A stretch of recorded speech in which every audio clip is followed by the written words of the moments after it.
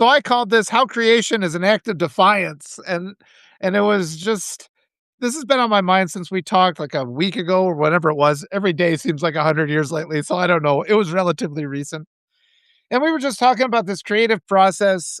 You were showing off your just magnificent artwork, and I read your blog post the other day about this transition period going from college to all of a sudden it's like, "Oh, no." It's like this I don't feel like I'm prepared for what I just got into now.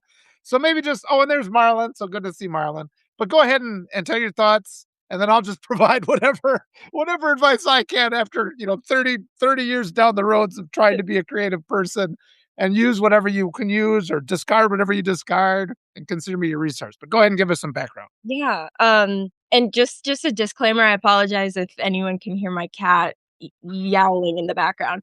Um, yeah, I I think about this a lot.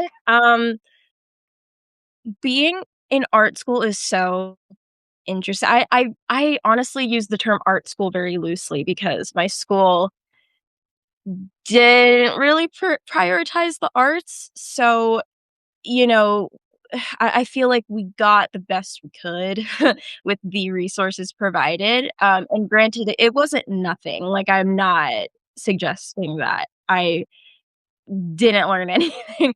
But going into school, I was self-taught. I literally taught myself how to do everything I knew. And it was an interesting transition going into a space where it's like, these people have been creating and studying this one area for so long and, um, they have something to give, obviously. They're very knowledgeable people.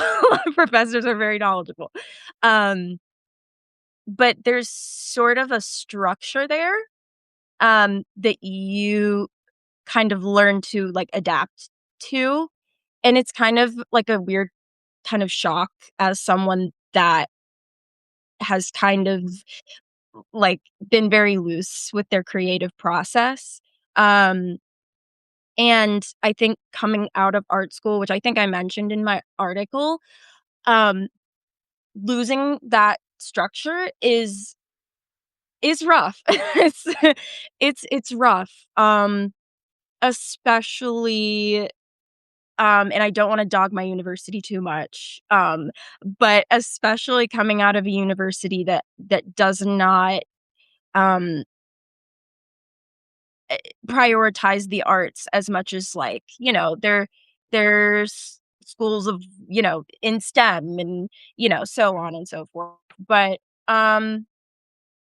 yeah, and I just say that to say, I felt like I came out with all this knowledge of art history and technique, but I had nowhere to put Mhm. it. Yeah. Yeah. Oh, God, so much to say, and I appreciate how diplomatic you're being, and it is so important too, because 'cause I'm an educator, that is, and I have all the respect in the world for education, and part of that respect means I would like them to do better, and so that's kinda what you're getting at, and so often when I'm kinda being critical because I get really frustrated, I got a really and one of the things you said 'cause in my exit interview with the professor, I'm like, "I did not learn anything from you guys. I did not learn anything." And it's like, "Why did you waste my time?" And it's like, "You guys should have known. More importantly, why are you wasting my money? Because you should have seen I could have wrote." Because I was reading the other papers of the people that, had turned in their, thesis to get a degree, and I'm just like, "These are garbage. I mean, I could have written this on my first day." And so stuff like that is frustrating. But the other thing is in literature and what I've discovered over the years, there's no way to monetize. And it's just sort of like so much in the academic community as well. We're above that. And it's like, yeah, until we have to pay. And then it's sort of like, and it's just, I was talking about this with and what's weird to me is because over the last 30 years, I've learned how to support myself in various ways doing any writing related job. It's like not necessarily what I wanted to do, but anything I could do to survive that was related to what I loved. And it's like there's all these ways that you can move forward and kinda develop and make a name for yourself. There's all these platforms you can utilize. But you talk about those with college professors, and they're just like, "No, we want to talk about the classics."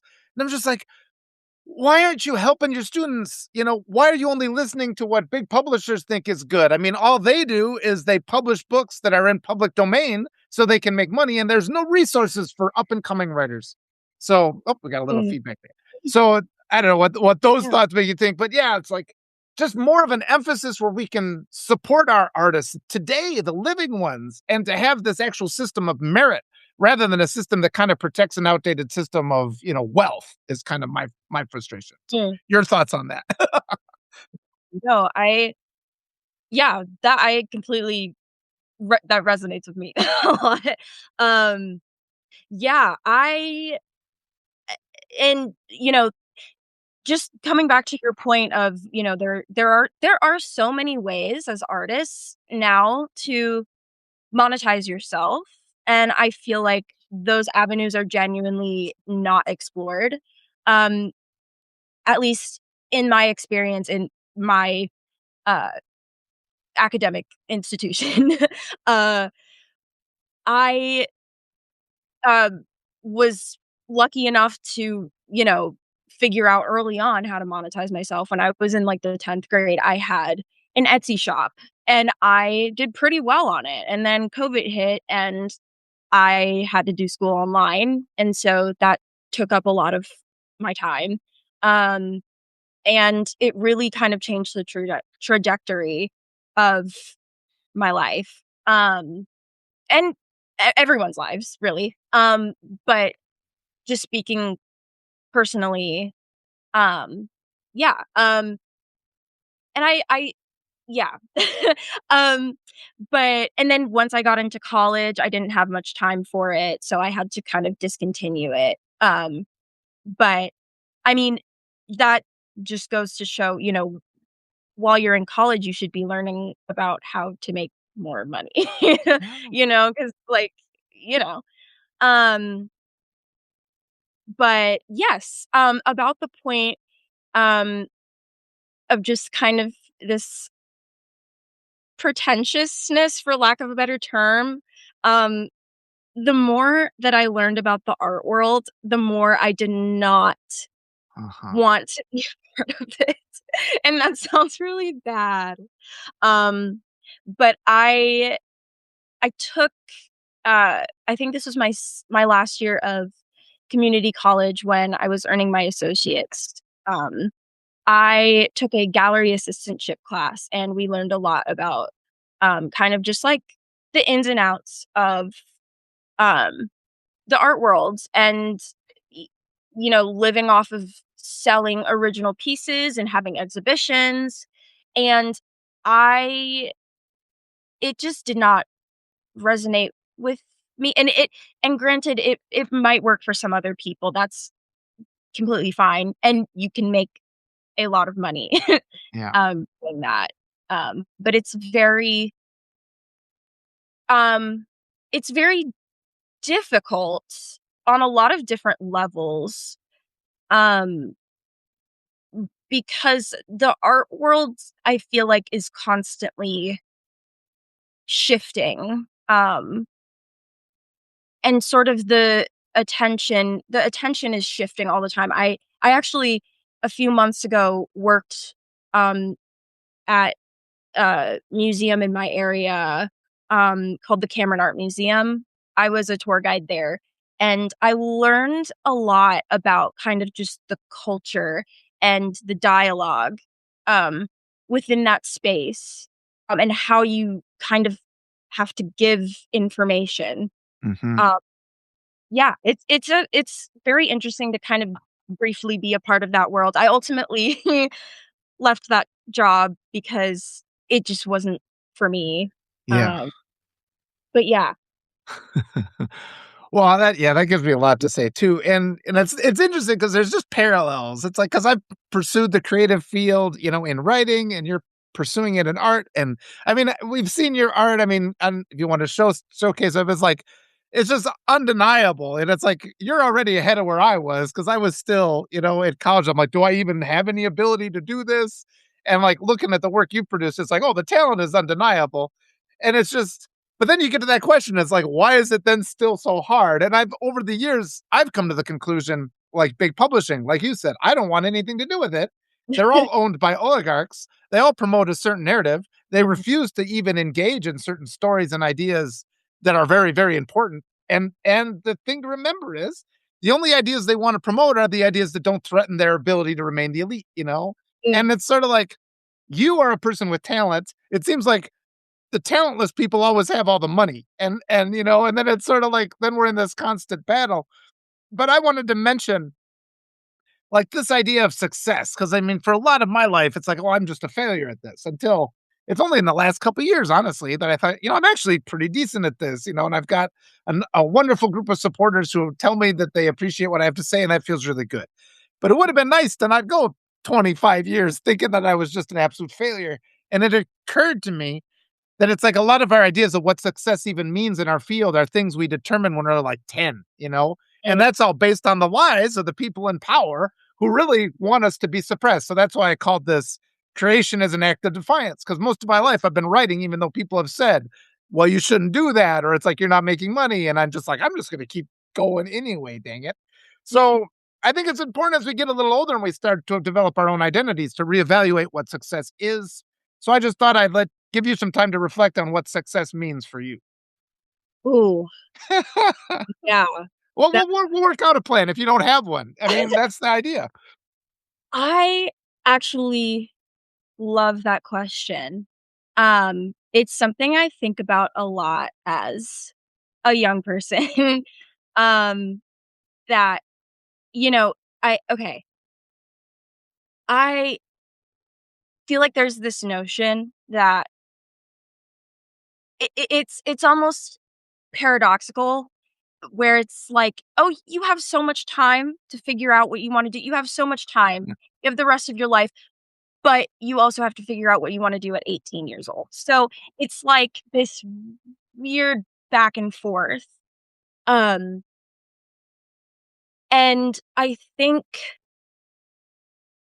really since COVID, I have done a lot of introspection on that idea, um, because every adult that I have met in my life is not doing what they thought they would be doing when they were 18. So, I think it's kind of a ridiculous idea. Um, Back to the idea of success, I think it's ever changing. Um, at least my idea is, um, right now, my idea of success would be comfortability. I think right now, with the world being the way it is a very uncomfortable time to be alive, especially well, particularly as a young person who is Black, who is a woman who is queer, and I think that that's really all that I want right now is to be comfortable, to be able to express myself, but not have to, like, bust my ass, pardon my French, for Yeah. just to, you know, make a car payment. Yeah. And I think that a lot of people my age can relate to that. Um, Absolutely. every you know, Gen Z person in my immediate circle is just struggling. And the majority of them are creatives, and it's difficult. It's so difficult. Um, and I think that the idea of success is changing because I think that a lot of people are catching on to um this fallacy, I guess, that's been kind of created. And I think in a way, um, it doesn't really um it doesn't really go hand in hand with being a like, I think as a creative person, success is not,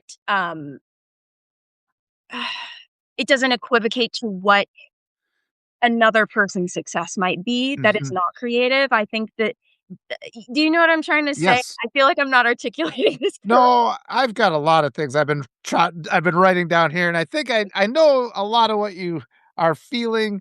And I mean, even in your article, you mentioned like that sense of imposter syndrome, and it's just sort of like it's just absurd to look at your work and think that you would feel imposter syndrome. But I know that you do, and I think people have to recognize that's an artificial thing. Imposter system syndrome is imposed on us because they want us to stop creating. I mean, that's and we really have to recognize that that's where this battle is.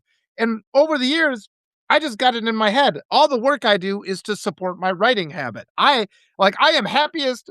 I don't need anything. I need a room with with a bed and a bathroom. And if I can just sit and just zone out and write all day long, that's all I need. I just need food. I mean, really, really super basic.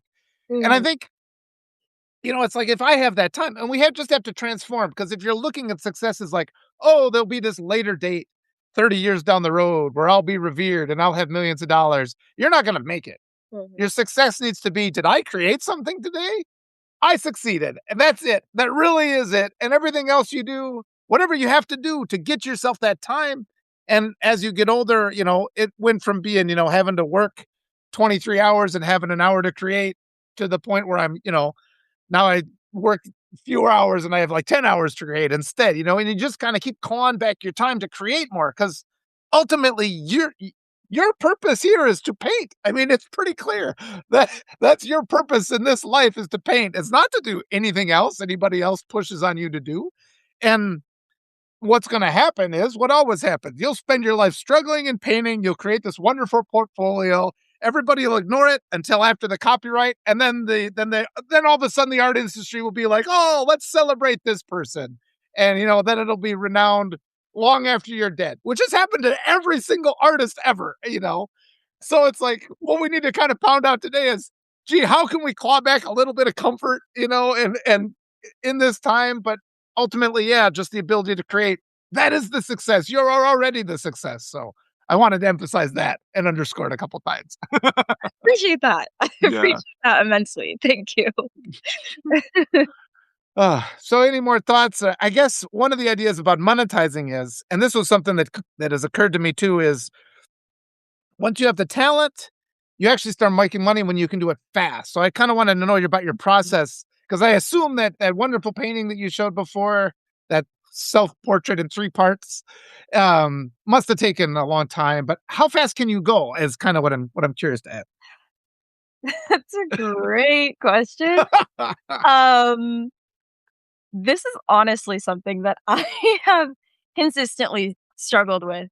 And I'm honestly surprised that I did well in my art classes in school because I never finished anything on time ever.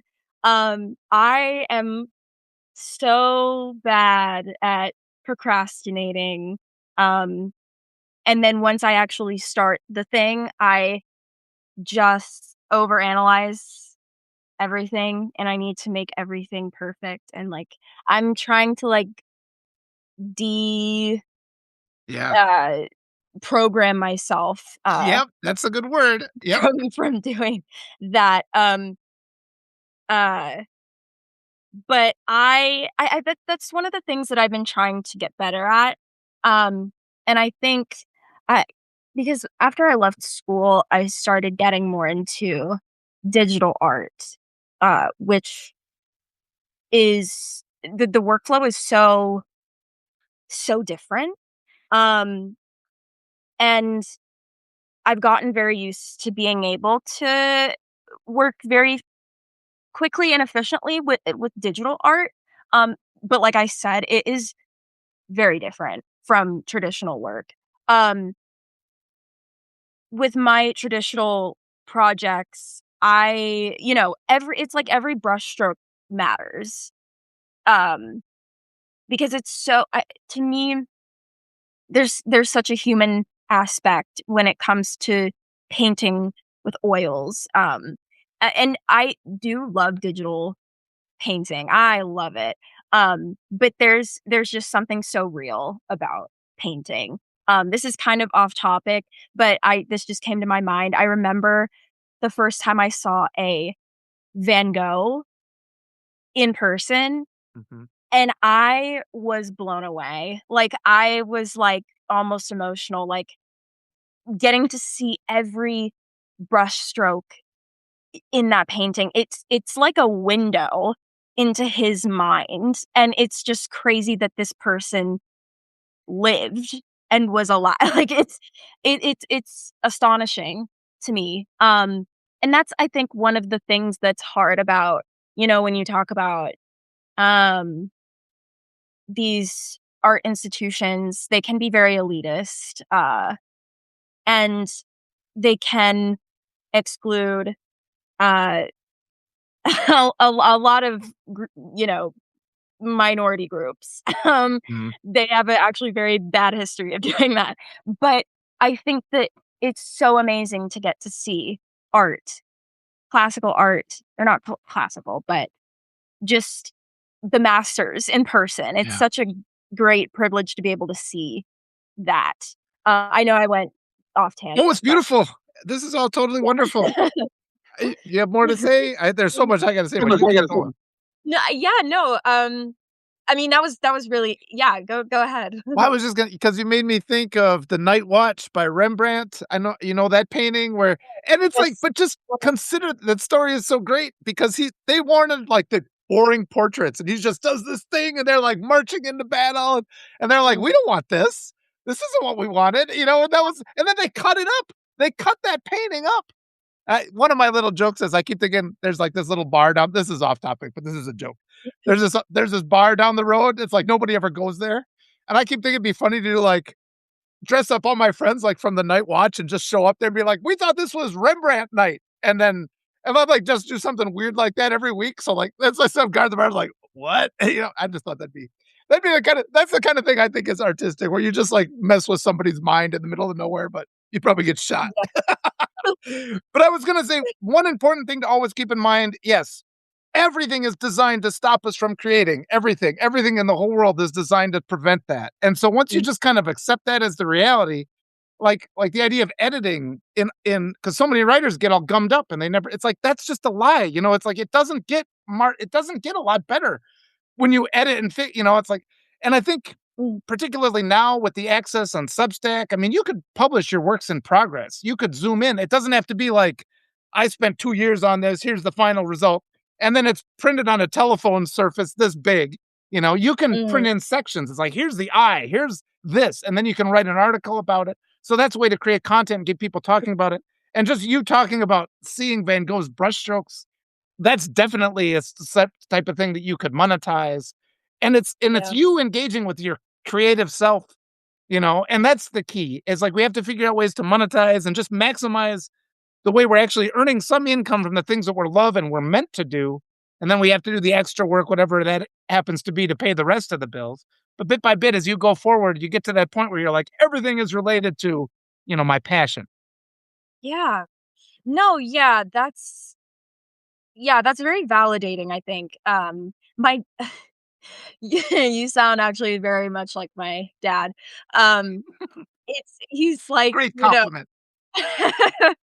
he's literally every other day is like, "You need to post it. It doesn't even matter what it is. Just post it and just talk about it." Yeah. And I think it ultimately comes down to just fear of exposure.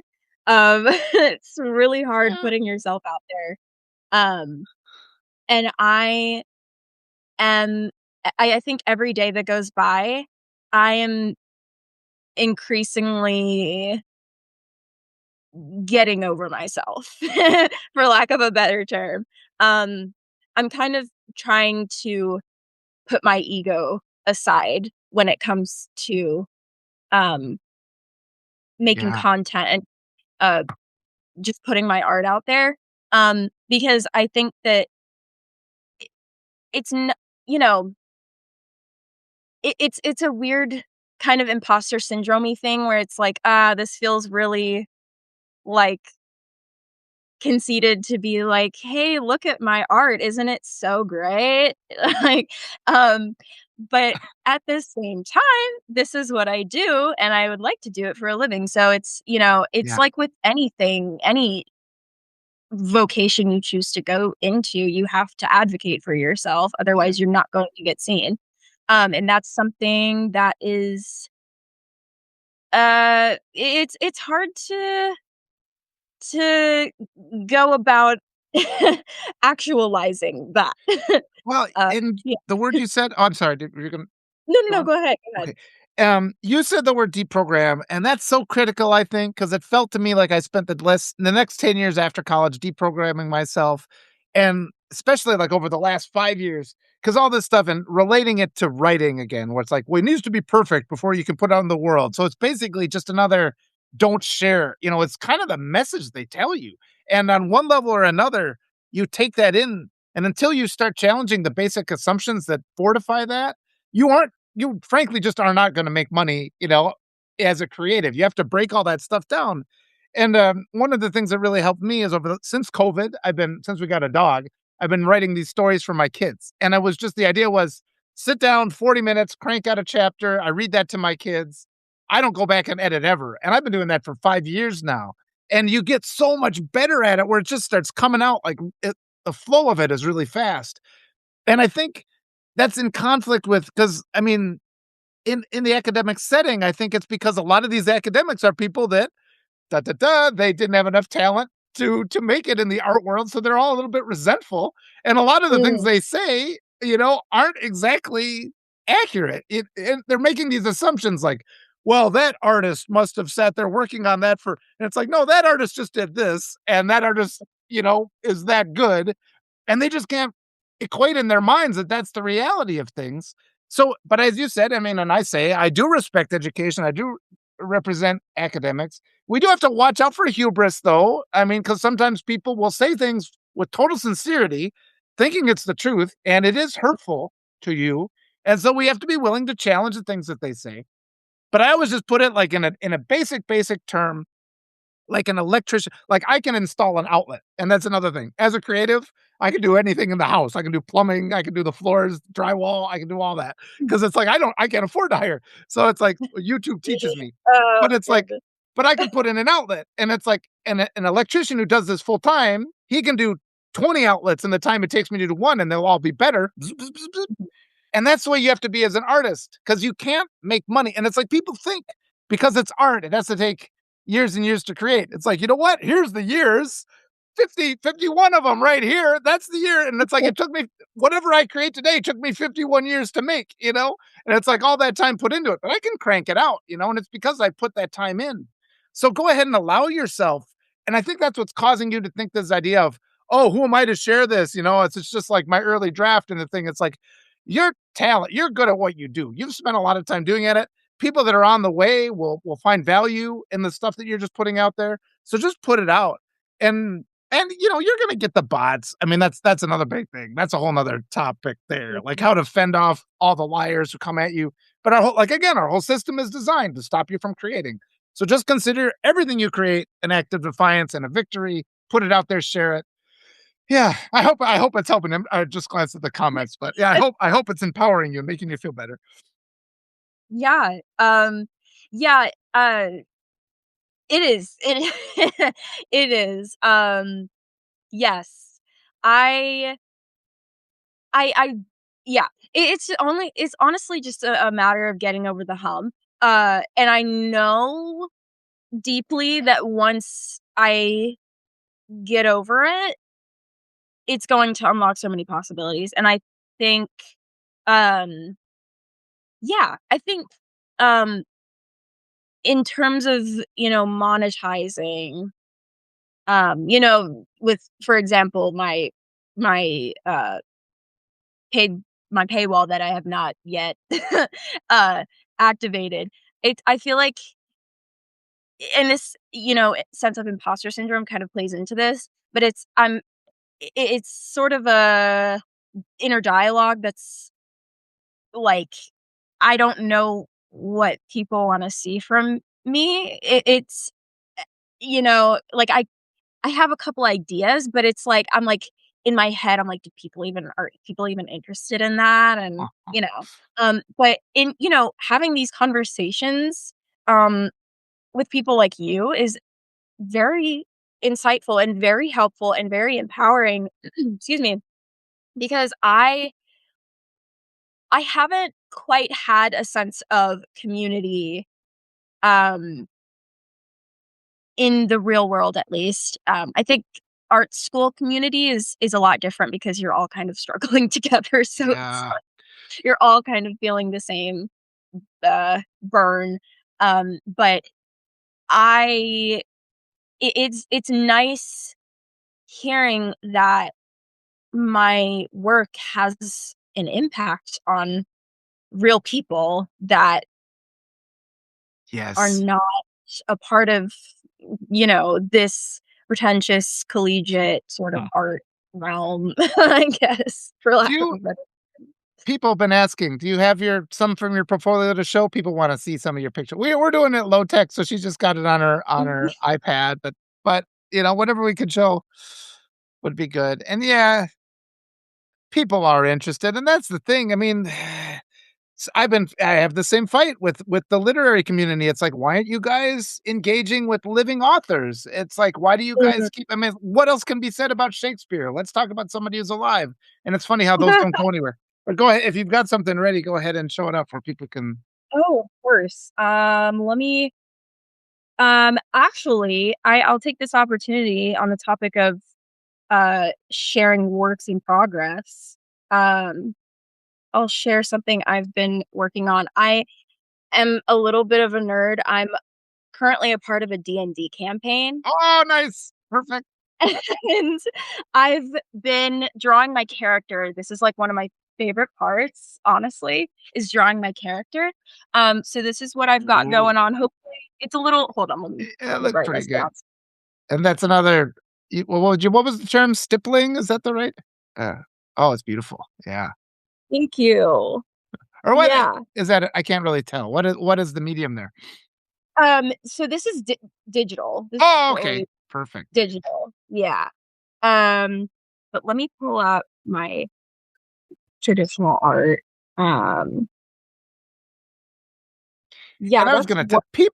people just love seeing it's like because I just do my little sketches, and when I just started doing that, when the AI stuff started coming out, and it's like people just want to see, and it's just here's my little doodle, and I just put that out there. So like somebody who's a real artist, absolutely, you'll have people following you.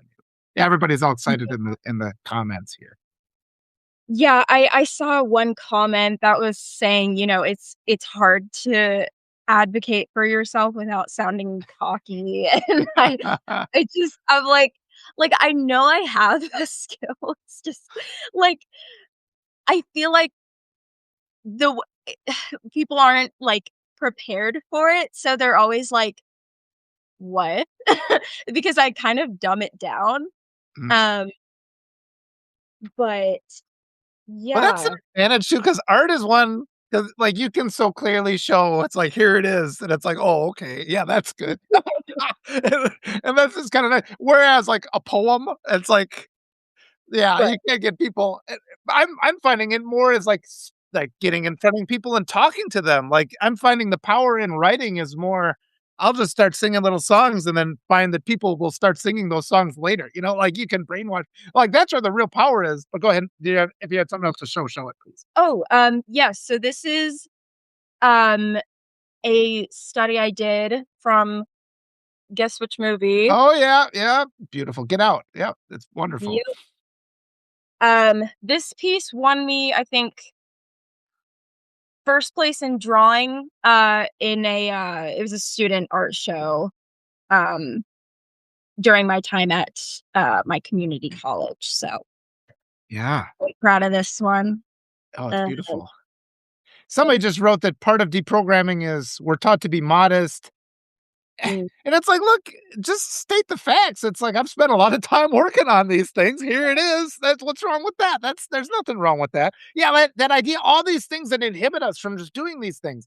And even the audacity of like 'cause yeah, everybody ever said, I was like, "I'm gonna be a writer." Oh, I didn't even tell that to people, you know? It's like, I would have other things that I would say to do because it's like, I don't even wanna hear all the things you're gonna say if I say this. I was like, "Yeah, I'll go live in poverty." I was renting a room in South America for $100 a month, and I was, I didn't have healthcare for 10 years because I wanted to write, damn it, and it's like, I just want the time to do that. And it's like, I don't care what the consequence, and then you're afraid because they're like, "Well, you're not investing in this, and this isn't gonna happen," and all that. It's like, I would prefer, it's like, I will die if I don't do this. This is what I have to do?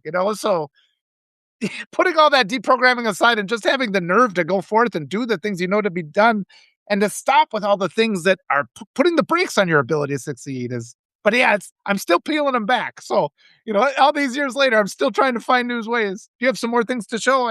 I just try to fill up the spaces you're looking through your, Oh, no. yeah. You're all you're all good. Yeah, no, no, I appreciate the feeling of the the awkward silence. Yeah. Um, I but could just no, talk all day. Blah, blah, blah.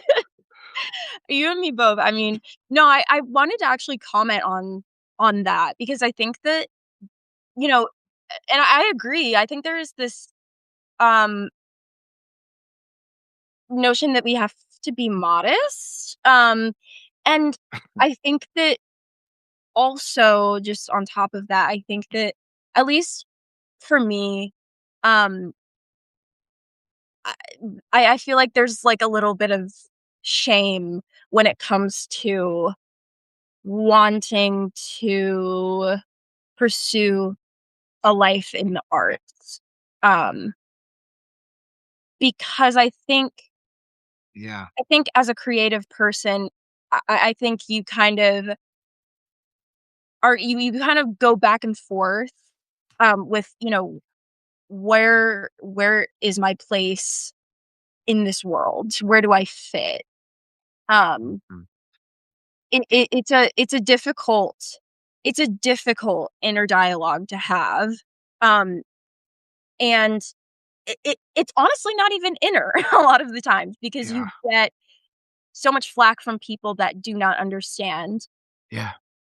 what you're trying to do. Like, my hopefully, my boss is not watching this, but he I remember one time he asked me what I was doing in school, and I told him I'm doing art, and he was like, "What are you gonna do with that?" I mean, Yeah. no, no, no, he said he, like, cracked a joke saying, like, "Oh, so you must not want a real job. You must not wanna work." And I'm like, Yeah.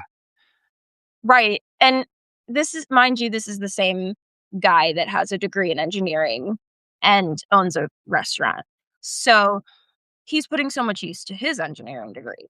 But I feel like that's something a lot of people don't talk about is, like, that's another thing, that goes back to trying to decide what you wanna do at 18. It's like, "Okay, but you're not doing what you did at 18."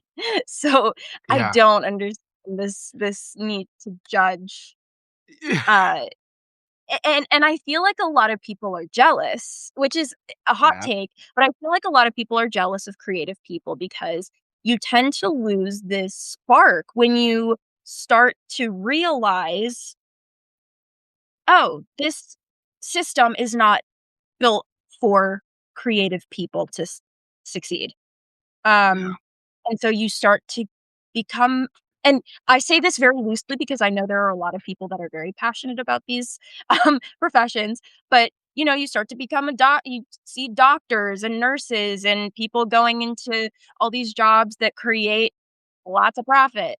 Um, and there is nothing wrong with that. I'm simply it's an observation. I suppose is what I'm getting at. Yeah. Um, and it's very discouraging, I think, as a creative person. So it kind of creates this mindset that what I'm doing is self-indulgent Yeah. and wrong, and it doesn't fit in this world. Um, which is so not true at I'm just all. I'm about to explode. I got so many things I got so many things to say, but it's just we were saying before, everything is designed to stop you from creating because artists challenge the status quo. Artists challenge the status quo. It's so, so needed. And that's why there's that pressure. And then we have to get where we're not even frustrated by it. Like naturally, people that are living a cushy life based on all the injustices of the world, are going to try to hold down the valiant voices who speak for the marginalized and the oppressed, right? And it's like that sounds idealistic, but it's also a fact. And I think we have to have those moments when people, because yeah, absolutely. Oh, so you don't want a real job? It's like, what Mm, do you do? What have you done today that's so real? And it's like, but we have all this conditioning where we're not supposed to, like, the authority figures are allowed to beat on us, and we're never supposed to make them look foolish. And I'm kind of a grand champion of being a smartass because I'm going to write an article about like cutting alphas down to size because I just can't help myself but start going after them when I find them. I just dropped my paper just because everything that they live on requires our silence, to just not point out every contradiction that they live by, because the entire world is designed to make creative people be silent. So yeah, the most that mm, you can you are speaking, you are a life of expression. That's what you're looking for. That's what you're I want to express the human experience so that other people don't have to endure the pains that I had to suffer. That's a noble thing. Is there any money in it?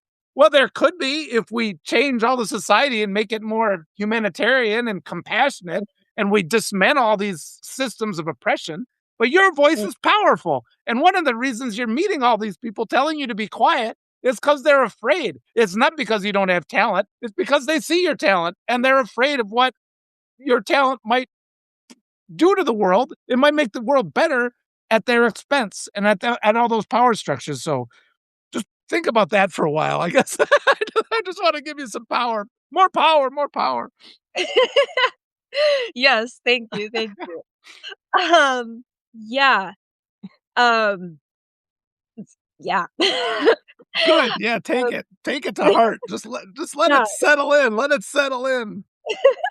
But yeah, yeah, the things you can write and do and paint and expose, and it's like it's gonna get people talking. You will change the world. Art does. it really, really, really does, and well, 2 things just came to mind, very different things, but one thing, um, it just made me think about, uh, creating content on social media, as a mode of, uh, making money, Yeah. um, and it's very interesting how kind of annoying annoyingly, like, I guess, tedious it is to, like, meet the benchmark of when you can make money on social media. Yeah. Um, like, for instance, uh, in I believe it was 2020, probably, like, the summer of 2020, I think, I went viral on TikTok. Um I don't know if you're aware of this cartoon, called Avatar: The Last Airbender. I started posting fan art on TikTok, and at the time, I think I was 17, I think, and I was not eligible to make money because I was not of age. So I was getting millions of likes, millions of views, and I had no way to profit off of it. So that kind of led me to reopen my Etsy shop, and I sold a lot of prints through my Etsy shop, which was awesome. Um, but revisiting my TikTok, I can't even the algorithm is so it's like I have all these followers, but I can't it they're Yeah. just not there. Like, it feels very impersonal on that app. So it's, like, hard to make connections, which is why I don't post on there anymore. But, um, I mean, now TikTok has been caught under fire because they're not paying their creators as much anymore. Yeah. Like, it's, like, cents per video, and it's something that would really change the game, I think, if platforms really started paying creators what they deserve for their content, because God. Yeah. yeah, the There's a can of worms. Prop. Yeah.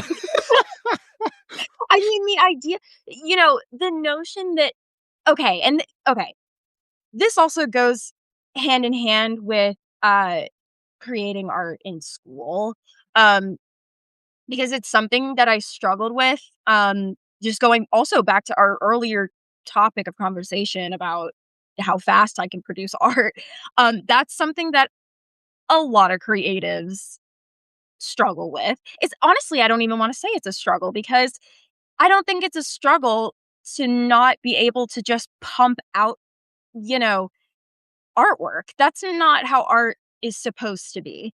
And that's, and I don't wanna go off topic, but that is why the topic of AI is so Yeah. important. But we that's a whole other can of worms. Yeah. Uh, uh, I think the idea that you have to consistently post content and post art and keep people interested, it's an easy way to get burnt out. Um, yeah. Uh, I can't remember what my other point was, but I can tell that you wanna say something, so Oh, I'll let well, you there's go. so much again, and it's wonderful. But I mean, yeah, platforms are always going to become problem. It's funny because it's like they launch, they're like, "Oh, here's an idea for us to get rich. We'll let artists have their say," and then they're like, "Gee, that artist is getting a lot of following. What's that person saying? Oh, we don't like that," and then they like tone that back again. So it's just but we're at that point, it's like the whole world is corrupt. We're not getting paid until we handle this corruption. We're not going to handle this corruption unless we speak out.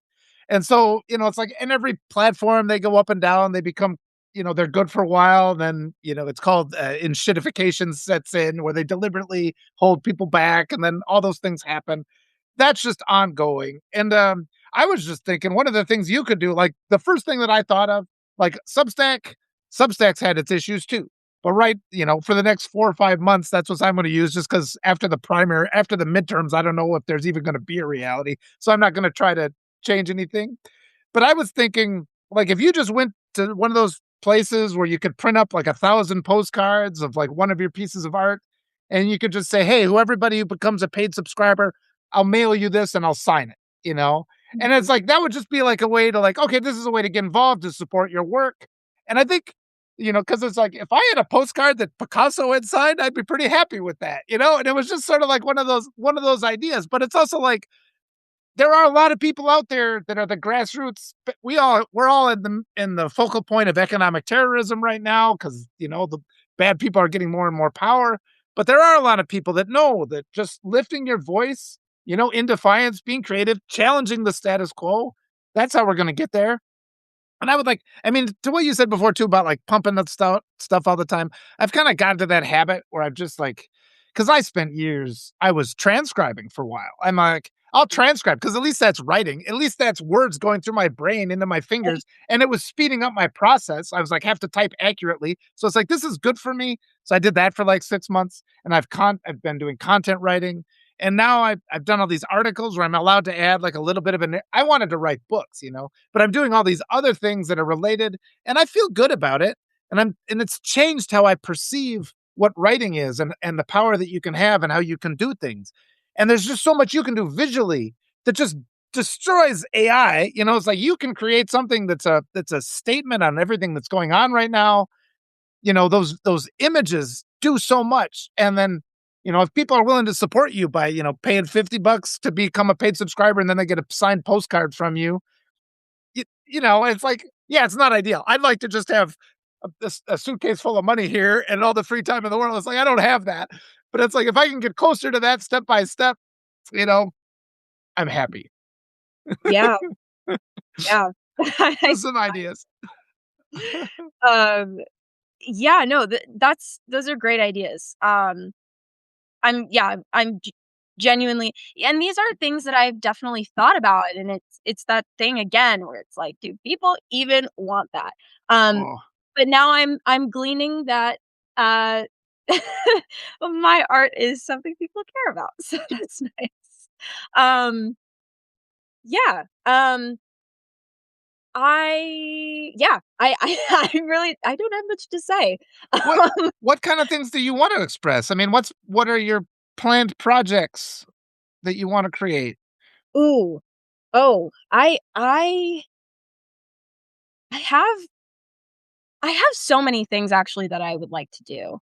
Um, and I think the largest thing is just getting over the hump of,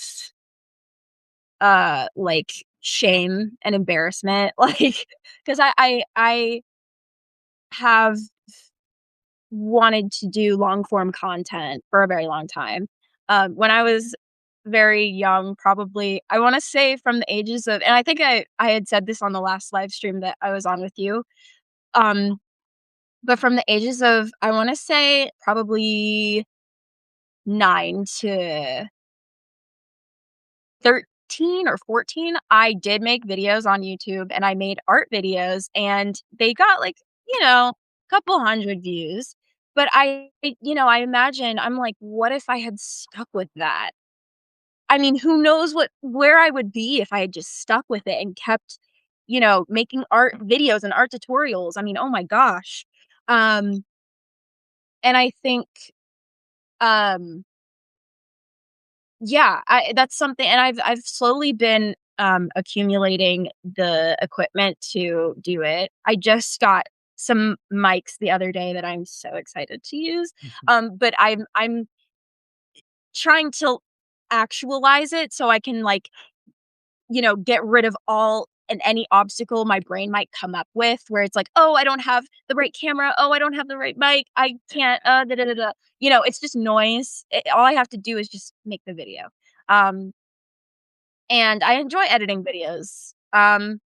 So I'm super excited. I actually, if you have seen my dad's, anyone who's watching, if you've watched any of my dad's live streams, namely, his main show, which is just, I guess, the Journeyman, uh, Yeah. and then, his show with no name, I I made the intros for both of those shows, and it was very fun. And that's honestly kind of what made me it kind of reignited my desire to wanna make videos because I was like, "Oh, wow, I forgot how fun this was." Oh, Like, this is actually so fun.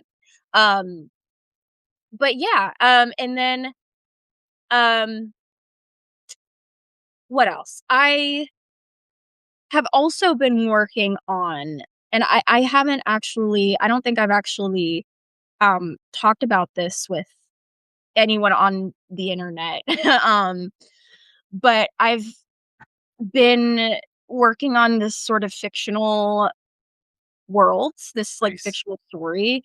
It originally was for my portfolio because I, kind of wanted slash want to get into character design, and so I wanted to, uh, show that I could come up with a, uh, a story, a narrative sort of, story with a character.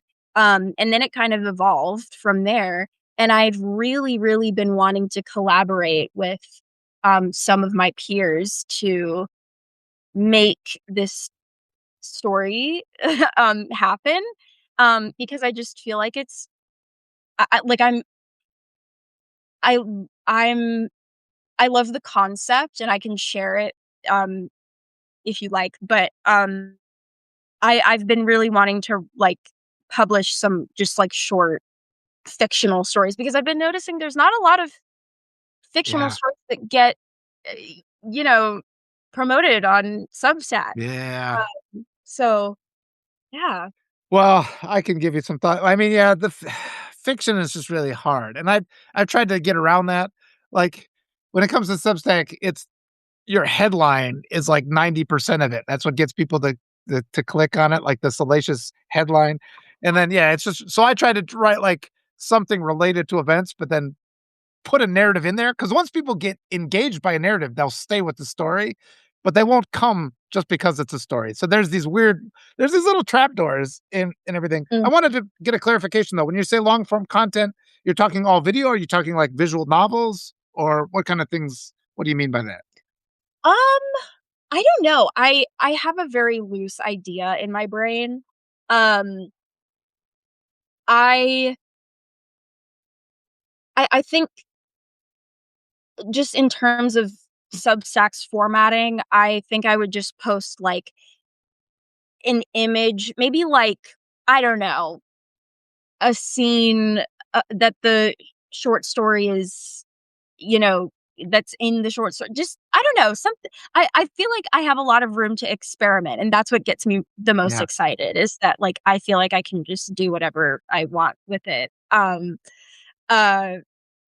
I have thought about making maybe some sort of comic, but I have no idea how to make comics. That's something I would have to, like, teach myself. But there's just a huge realm of possibility with it, and I am very excited to actually start, you know, I feel like I've used this word so many times, but actualizing it. um, yeah, uh, yeah, it's kind of been on the back burner because I've been doing a lot of commissions, good. and that's been occupying a lot of my time. But I finally have free time to work on it, and I'm so excited. Yeah. But yeah. Well, I would say because these days you have to be your own marketer, and so Mm, maybe it's more useful to kind of frame this as it's like Substack is just my, "Hey, this is what I'm doing right now," kind of thing, and it's not your art. Like, the Substack isn't your art, that's your promotion, and it's like, "Here's this thing, and if you wanna know more about it, you can go here," and then people can find you that way through that. Um, and I also wanted to say, like, when we're talking about videos, like, you just never know what stuff is gonna do well. I don't know. I publish some articles and they'll get, like, 50,000 views, and I don't know why. It's like the stuff that I think is better languishes. So I'm just like, volume. I just toss out as much stuff as possible. I turn off my stats a lot of the times because it doesn't help me. So, right. like, a lot of times it's like, "Yeah, I put up this video and it got 3 views, so I never did it again." And it's like, do 1,000 video like, Ray Bradbury had a great, comment on it about writing. He said, everybody sits down when they start and they want to write a novel. It's like the problem is it takes you a year. He's like, rather than writing a novel, write 52 short stories. And he's like, Mm, then you get a sense of accomplishment every week. You've done something. He's like, and you might write a novel and it might be bad, but I defy you to write 52 bad short stories in a year. So, and that's another thing. And you were saying like getting people, and that's one of the real beauties of our age, because Rembrandt couldn't sit there and have people say, hey, I don't really like the way you did the eyes on that one. And it's like, it's the downside, we get all these trolls, but you do get like instant interaction from all the people that are curious about your content. And if we listen to them, if you have to learn how to develop that mental filter for your own mental health, like, okay, mhm, that's just attacking me for no reason. I just don't even see that. But then you have to keep open where you're reading the ones where people are like giving you guidance. Cause you'll find this Substack community is filled with brilliant people who will tell you, hey, try this. And they inspire me all the time. There's so many things that I have to write and say based on comments. And then as we collectively, because everybody's got the same sense, the status quo ain't working for us. And we want voices, powerful voices that rise up and illuminate, and manifest a better reality. And that's what your job is going to be. And people will come, when you start putting that stuff out there. And it's like, because we can see the brilliance in your work. And it's like, okay, there. And then it's like, what's the next thing? And then people start commenting, and then you're like, "Oh, I get it." And then we're part of a collective, and we all end up rising together. So that's kind of the way I see it. But yeah, there's all these other obstacles and all these stuff that's been indoctrinated in us to make us quit. And so you have to kind of find your way through that minefield and figure out how to bring things together and keep lifting you and everybody else up too. yeah, yeah, and I that's one thing that I am really liking about, Substack is just how easy it is to create community, and have people support you because especially, I mean, in the arts, patronage is so important. Um, yeah, I mean, I a lot of the art things I have now, I probably wouldn't have if not for commissioners and Yeah.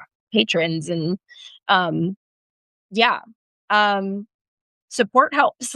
Any level of support helps. Yeah. Somebody asked too, have you been like approaching for like commission a mural, things like that? Because cities will do that sometimes. Oh There's yeah. probably not money for it right now, but your thoughts? Yeah, there were a couple of projects like that on my radar, but I mean, like you said, they weren't paying a lot, so it didn't feel worth it to me. But also, I've never done a mural before, so that sort of scares me, but Ah, you'd be awesome at it. Here's $50,000. I mean, yeah, for $50,000, yeah. But no, but, no, I would definitely try that one day. Yeah. Oh, yeah, no, I mean, you s being afraid is good. That means I even now, there's times when I am a little bit nervous when I hit publish on something, and almost without fail, those are the ones that people most wanna read. It's 'cause you're attacking that status quo, and I just think there's so much out there with just, like, the power of human created images, because people can tell, the AI stuff is nothing new, it's just regurgitated, shuffled together stuff that's already been made. And there's like, we're such a visual society too. Like, I don't know if you want to become active politically, because that there is a lot of following for political or politically related stuff right now. It has its dangers. You can talk to your and it's like I was like, these are the same things I tell to my daughter. You said I reminded you of your dad. So it's just sort of like, yeah, oh, yeah, we got a little be a little bit careful, but or at least know what the dangers are. But it's also uh, there's opportunities there. Yeah, I know you've done that a little bit. yeah, yeah, that's an interesting I think in terms of art that is political, I think that I think inherently art is political. So I think, um yeah, and I feel like that's been such a big topic of conversation recently, whether or not art is political, and it's just like Yeah, it creating it is defiance. We already said. Pick up yeah, a I mean, pen. Yeah, I mean, if that's one thing that I gleaned from going to art school, it is that art is very political. Um, I I mean, that was honestly one of the best, uh, moments of learning, academically was when I took art history courses. I learned so yeah, much, and it helps having really passionate professors that really care about what they're talking about. Um, but, in terms of art that is political, like, okay, here, I'll pull it up right awesome. now for those that had not seen Yeah. this piece. Eric was just saying everything is political. We make decisions every day that yeah, and our thinking, and it's just so funny how you come up against that wall where they tell you, "Do this, do this, do this," and then you shake it, it's like, "Well, then as a natural consequence, I'll do this." "No, we don't want you to Mhm. do that." And it's just sort of like all these contradictions in our reality, they need to be Oh, exposed? Everybody's people are congratulating your dad on having such an amazing daughter, so that's nice. oh, yeah. I love to see comments like that. It makes your dad Somehow it's happy. gonna go to his head. It's gonna oh god. Oh, oh Oh, that's gosh. good. I'm gonna hear the end of this. Oh, no, it's all good. It's all good. We Uh, need more powerful voices. Oh, all the ones we can elevate, we need them. So, uh, for some reason, I cannot find the finished product, but honestly, this is a pretty good photo regardless. Um, this was like, right before I had finished, oh, this yes. piece, you can see. Yeah, that one's so Like, beautiful. this picture is not fully rendered yet, but, um, I love making pieces like this because, it's not like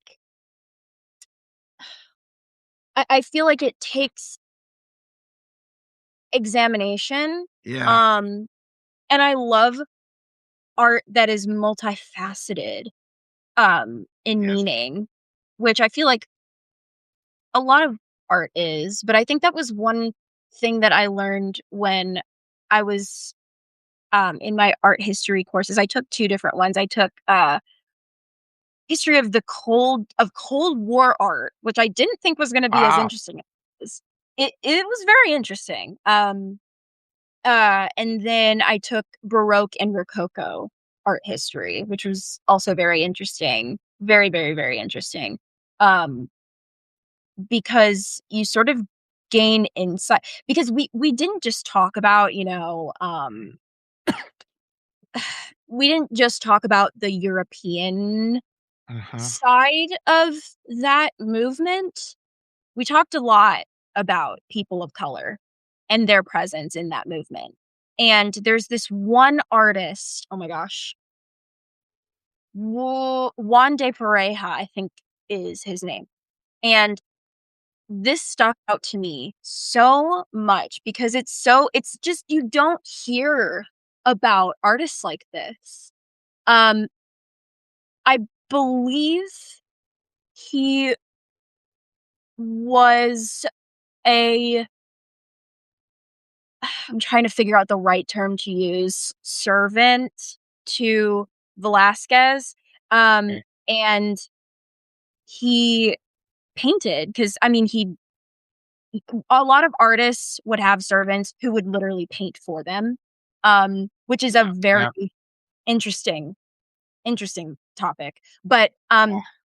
Pareja, he, uh, painted a self-portrait, and it's like I'm a little foggy on the details, but it's like I think it's, Jesus, Mary Magdalene, and then, I wanna say his disciples in the image, and it at first glance, it looks like Jesus is the subject of this painting, but it's a self-portrait of Juan de Pareja, and he's in literally the far corner, but he's the only one that's making eye contact with the viewer, Mhm. and it's so interesting because it appears that he Europeanized his facial features, um, Oh, uh, because Velasquez did a self-portrait or, he did a portrait of Pareja, and he very much has, wide nose, just, not Western features, facial features. So I think that history like that yeah, is so important and so impactful because, like I said before, at first glance, you wouldn't know this if you read about it. Um, and I think it's important to have art like that because yeah, it ties together so many historical, uh, just ideas and events, and just it's so interesting to me. And that's partially why I chose the subject that I chose with my self-portrait. yeah, Because number 1, you don't see a whole lot of people of color being represented in this way. Um, and also I think it's important to still, represent my contemporary self, having these contemporary sort of identity. yeah. I don't always say crises, but I can't think of a better word. Um, uh, yeah, yeah. Well, I was yeah, that painting that you showed, and I mean, I've reflected on it too, because the and it's all just so deliberate. All the expressions are so deliberate, and it's one of those things you can just glance at it and kinda take it in, and then it's just kinda you're reflecting on it. How big is that painting? People have been asking for Oh, prints. oh, yeah.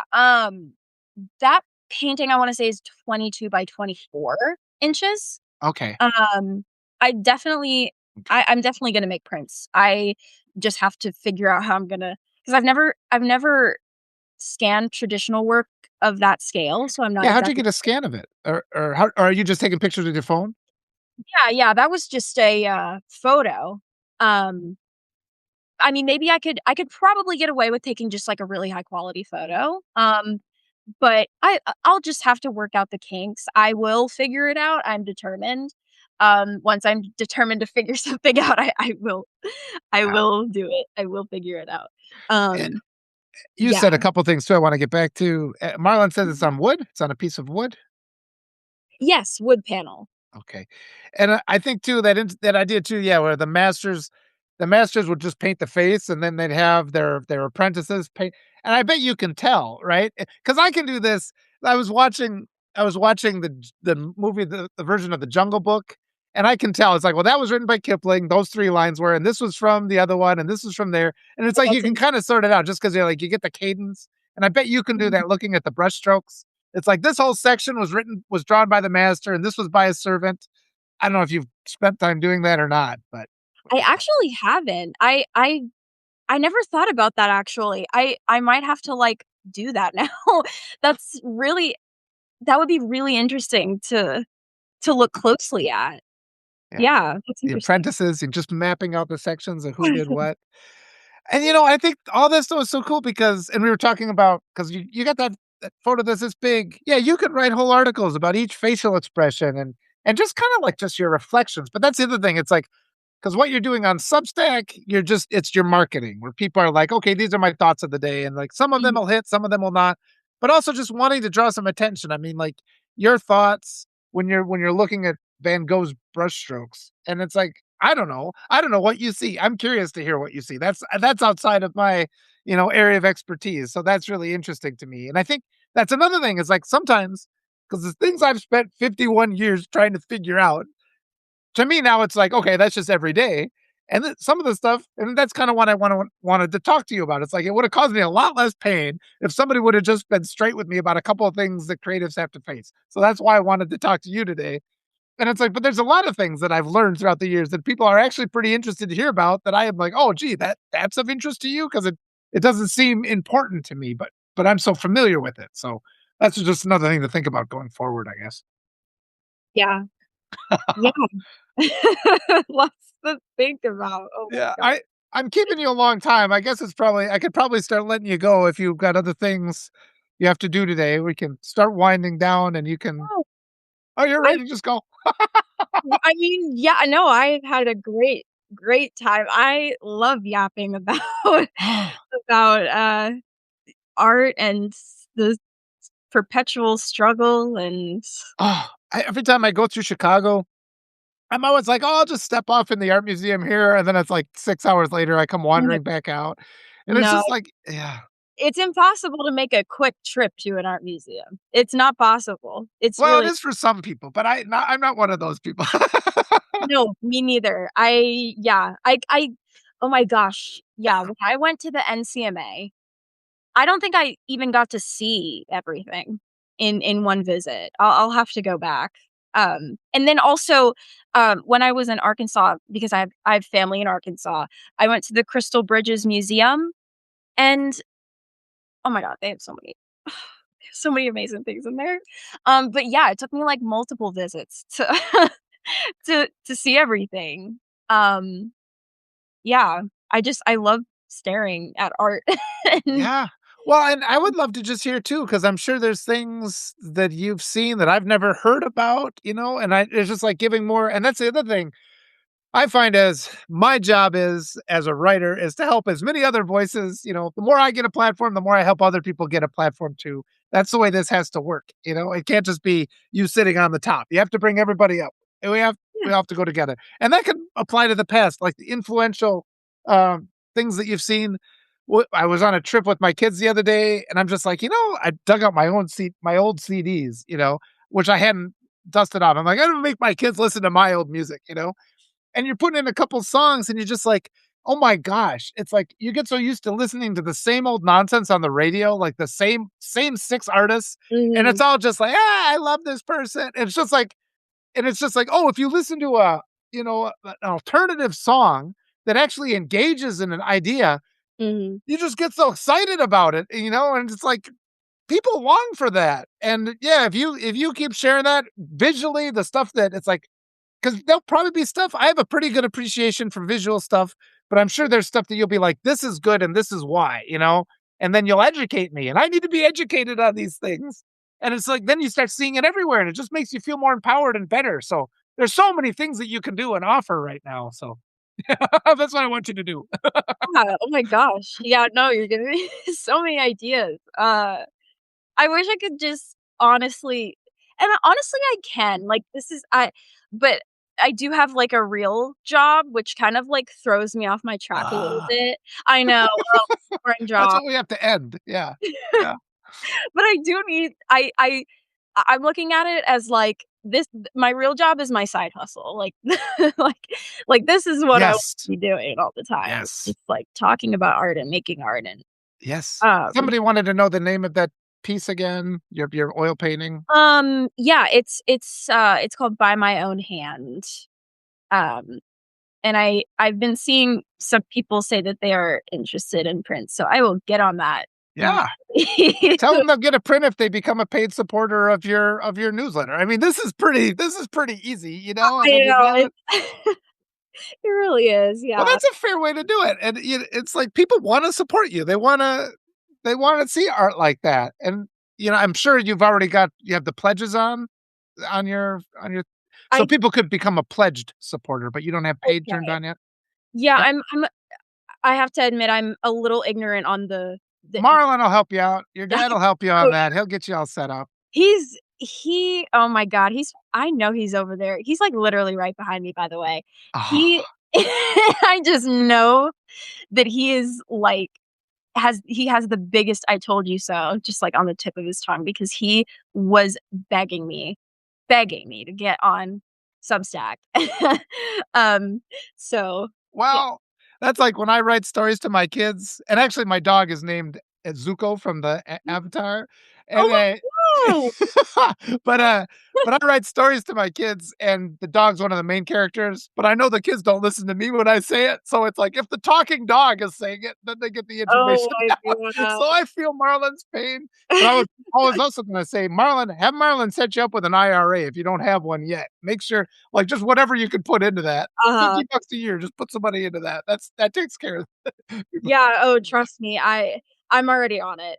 Oh, good. Well, I'm thank already goodness. on He worked on Wall Street, I'm already on it. Oh, good. Well, that's the advice I give my daughters. It's like it's funny because 'cause they've already been saying, "Daddy, how come everything you say sounds like cheating the system?" It's like, "'Cause the system sucks. Well, you have to cheat the system." And it's like, go around it any which way you can, get as much education as possible, minimize your debt so you're free to create.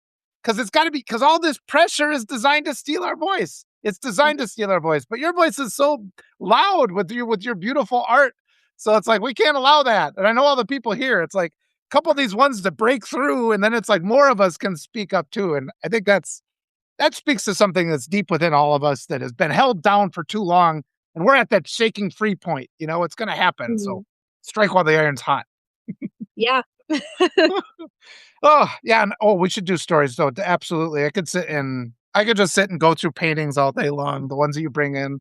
Like I said, that one because people might have not have noticed, but all 3 faces in that oil painting are yours, and it's just different.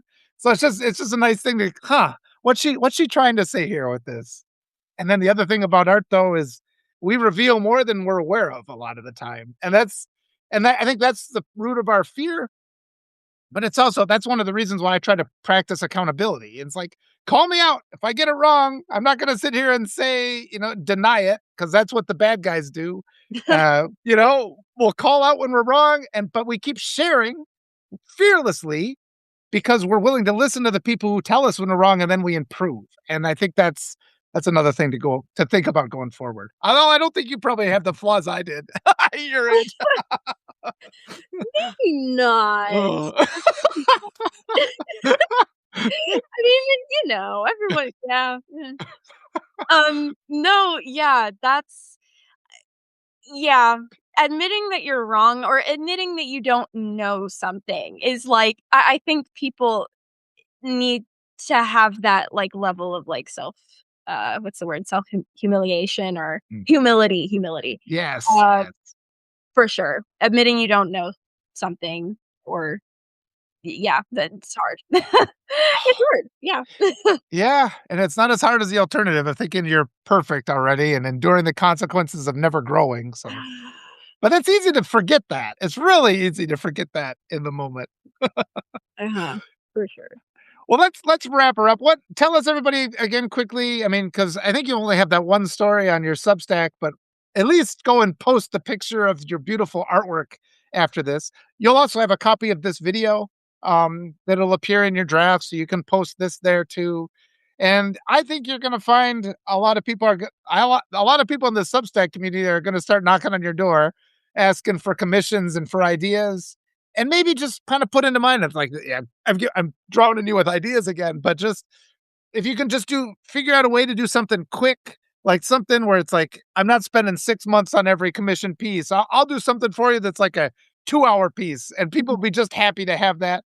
And you might find what you're able to do in that amount of time once you kind of figure out a way to make it work for you to fit with your own integrity. Um, I think you'll start to really enjoy it, and you'll be doing art, and supporting yourself that way. Yeah. Yeah, I appreciate that. Yeah.